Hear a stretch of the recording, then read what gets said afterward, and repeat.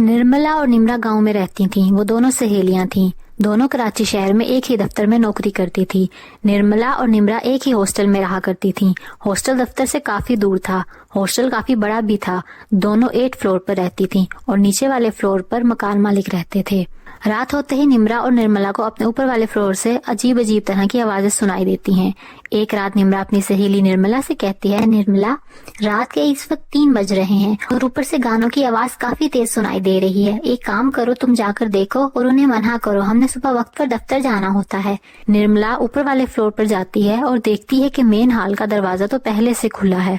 निर्मला जैसे ही अंदर दाखिल होती है, अंदर से गानों की आवाज आना बंद हो जाती है। निर्मला देखती है कि रूम तो बिल्कुल खाली पड़ा है और अंदर कोई भी नहीं है। निर्मला इधर उधर देखने लगती है, लेकिन उसे आसपास कोई भी नहीं दिखाई देता। इतने में निर्मला को रूम में एक विंडो दिखाई देती है। वो उस विंडो की तरफ जाती है और उस विंडो से बाहर देखने की कोशिश करती है, लेकिन उसे बाहर कोई भी नहीं दिखाई देता। इसी दौरान उसको पीछे अपने कमर पर कोई चीज लगती हुई महसूस होती है। वो काफी डर जाती है और जोर जोर से चिल्लाने लगती है, कौन है इधर, सामने आओ। निर्मला डरकर फौरन उस रूम से बाहर भाग जाती है और वापस अपने कमरे में आ जाती है। अगली सुबह निर्मला उसका शुक्रिया अदा करती है और कहती है, तुम्हारी वजह से रात गानों की आवाज बंद हो गई, वरना तो ये सोने ही नहीं देते थे। और कल रात मुझे नींद भी बहुत अच्छी और गहरी आई। इससे पहले तो रात को मुझे बिल्कुल भी नींद नहीं आ रही होती थी। निर्मला कहती है, लेकिन उसके बाद मुझे सारी रात नींद नहीं आई। निर्मला से पूछती है, क्यों, तुम्हें नींद क्यों नहीं आई? निर्मला कहती है, मैंने गानों की आवाज बंद नहीं करवाई, मैं बल्कि कल जब ऊपर गई तो मेन हॉल का दरवाजा पहले से खुला हुआ था। मैं जैसे ही अंदर रूम में दाखिल हुई तो अचानक से गानों की आवाज खुद ब खुद बंद हो गई और जब मैंने विंडो से बाहर देखने की कोशिश की तो किसी ने अचानक मेरी कमर पर हाथ रखा, जिसकी वजह से मैं डर गई और नीचे आ गई और मुझे पूरी रात नींद नहीं आई। मैं सच कह रही हूँ, रात वाली बात की वजह से मैं अभी तक खौफ से कांप रही हूँ। निर्मला की बातों पर यकीन ही नहीं करती और दोनों अपने दफ्तर चली जाती हैं। उस रात जब निम्रा और निर्मला दफ्तर से वापस हॉस्टल आती हैं तो उनके साथ उनका एक दोस्त भी होता है जिसका नाम साजिद होता है। उस रात साजिद की सालगिरह थी। वो सब मिलकर साजिद की सालगिरह अपने ही रूम में मनाने का फैसला करते हैं।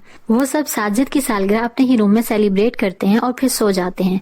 रात के 3 बजते ही फिर से ऊपर से गानों की आवाज आने लगती है। निम्रा कहती है, निर्मला जवाब देती है, मैं आज कहीं नहीं जाऊंगी, तुमने जाना है तो जाओ। इतनी देर में साजिद उठ जाता है और कहता है, आज आप दोनों रहने दो, मैं जाकर देखता हूँ। साजिद ऊपर वाले फ्लोर पर जाता है और देखता है कि मेन हॉल का दरवाजा बंद था।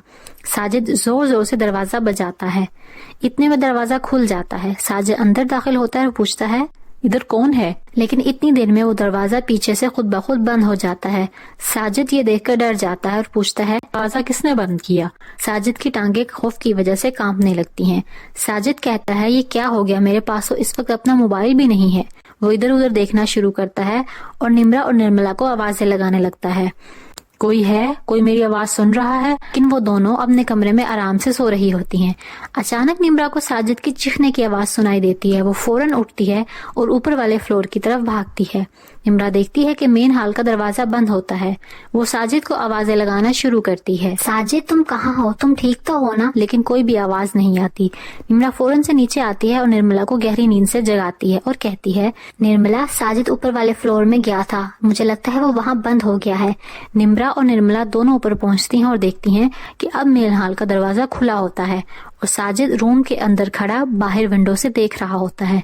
निम्रा कहती है, साजिद तुम ठीक तो हो ना? साजिद कहता है, तुम दोनों आ गई हो, चलो अब नीचे चलें। लेकिन निम्रा कहती है, साजिद अभी तो तुम्हारे चीखने की आवाज आ रही थी। साजिद कहता है, नहीं, मेरी आवाज नहीं थी, मैं तो नहीं चिल्ला रहा था। फिर वो तीनों नीचे अपने कमरे में वापस आ जाते हैं। निम्रा और निर्मला कुछ ही देर बाद सो जाते हैं, लेकिन कुछ देर के बाद ऊपर फिर गानों की आवाज आने लगती है। इतने में निर्मला की आंख खुलती है और वो देखती है कि साजिद अपने बिस्तर पर मौजूद नहीं होता। वो निम्रा को नींद से उठाती है और कहती है, निम्रा उठो, देखो साजिद कहाँ चला गया। वो दोनों फिर से ऊपर वाले फ्लोर पर आती हैं और सामने का मंजर देखकर दोनों काफी हैरान रह जाती हैं। वहाँ पर एक इंसान बगैर सर के डांस कर रहा होता है और साजिद इसके पास खड़ा होता है। में वो दोनों साजिद को जबरदस्ती पकड़कर नीचे ले आती हैं।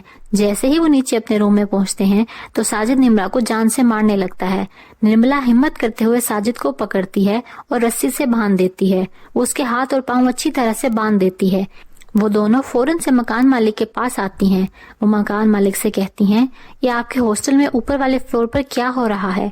मालिक मकान कहता है, ये कुछ साल पहले की बात है। कुछ लड़के और लड़कियों ने वो फ्लोर किराए पर लिया था। शुरू में तो सब कुछ पुरसुकून था, लेकिन फिर किसी वजह से उन सबकी नौकरी खत्म हो गई। उन्होंने इस बात को इतना अपने जहन पर सवार कर लिया कि सब ने एक दिन अचानक मिलकर खुदकुशी कर ली।